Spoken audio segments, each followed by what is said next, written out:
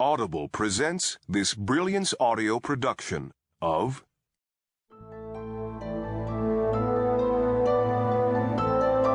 Damage Control by Robert Dugoni. For my mother, Patty Dugoni, one of the thousands of breast cancer victims living today, and for my cousin Lynn Dugoni, one who is not. Every little girl knows about love. It is only her capacity to suffer because of it that increases. Francois Sagan. No man can climb out beyond the limitations of his own character. John Morley. 1. Redmond, Washington. Dr. Frank Pilgrim adjusted the flexible lamp clipped to the edge of his cluttered metal desk, but the additional illumination did not keep the typewritten words on the page from blurring.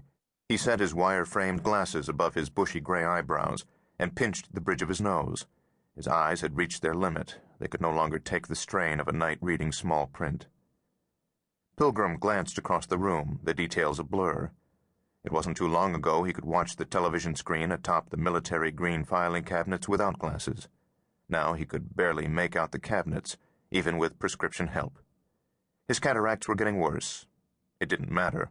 With all the reality TV crap being broadcast, he had long since relegated the television to background noise. It kept him company at night.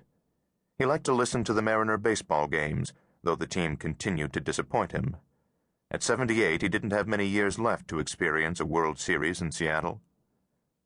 The telephone on his desk rang at precisely 10 p.m., as it had every night for the past 48 years. "I'm just finishing up," he said, speaking into the old-fashioned handset.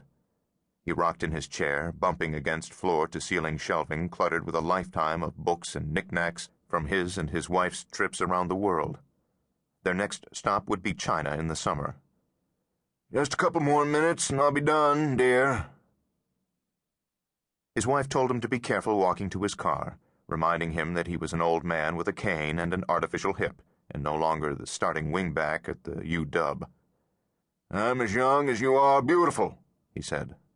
"And as long as I still feel like I'm 18, I intend to act that way."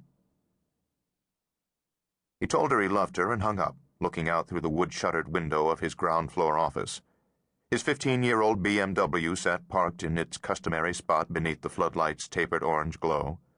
When he'd opened his practice, the lot had been surrounded by cedar and dogwood trees, but that was a good many years ago, when getting to Redmond required taking a ferry from Seattle across Lake Washington. With the construction of the 520 and the I-90 bridges, the population on the east side of the lake had exploded. Office complexes and high-rise condominiums now shadowed his medical building. Pilgrim rolled back his chair, closed the file, and carried it to the cabinet, pulling open the drawer to the file he'd angled as a marker and sliding it back in place. Then, as was also his routine, rain or shine, he slipped on his raincoat and hat that he used to think made him look like Humphrey Bogart in Casablanca, and reached to shut off the television. He hesitated at the lead news story. "Robert Myers was at the Washington State Convention and Trade Center in downtown Seattle today to give the keynote address at a conference on global warming." Pilgrim turned up the volume and watched the charismatic young senator enter the convention center, shaking hands with some of the attendees. "Myers took the opportunity to continue his attacks on the current Republican administration's record on the environment." The broadcast cut to a shot of Myers standing at a podium behind a throng of microphones. "This is an issue whose time has come," he told the audience. "The people of the Pacific Northwest know this as well as any in the United States. The current administration's continued disregard for the environment is a further demonstration that it is out of touch with issues that will affect the future generations of this great country."